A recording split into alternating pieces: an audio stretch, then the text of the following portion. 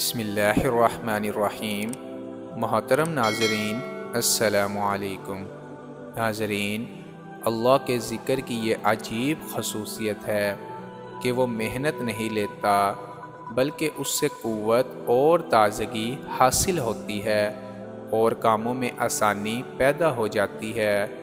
یوں بھی محنت اور مشقت کے کام کرنے والوں کی عادت ہوتی ہے کہ کوئی کلمہ یا گیت گنگنایا کرتے ہیں۔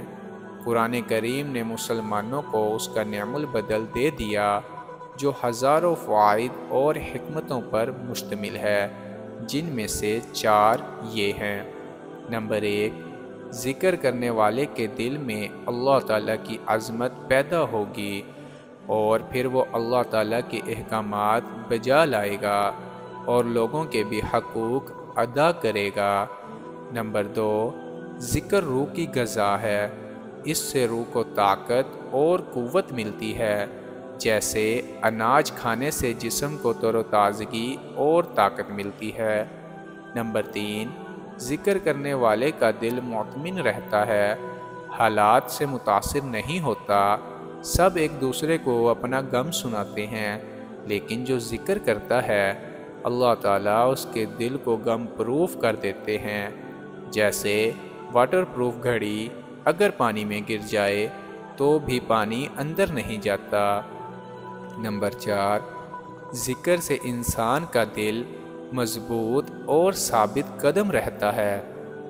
اللہ کی یاد، اس پر اعتماد وہ بجلی کی طاقت ہے جو ایک ضعیف انسان کو پہاڑوں سے ٹکرا جانے پر آمادہ کر دیتی ہے، اور کیسی ہی مصیبت اور پریشانی ہو اللہ کی یاد سب کو ہوا میں اڑا دیتی ہے۔ ناظرین، ان فوائد کو حاصل کرنے کے لیے ہم 2 کاموں کا اہتمام کر لیں۔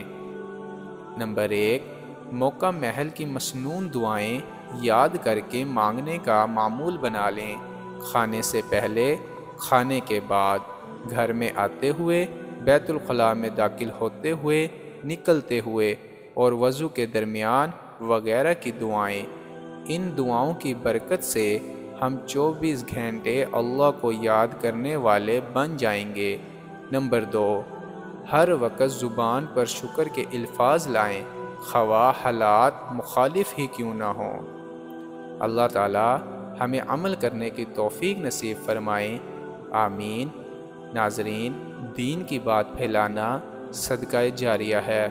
ثواب کی نیت سے ویڈیو کو شیئر ضرور کیجیے۔ جزاک اللہ۔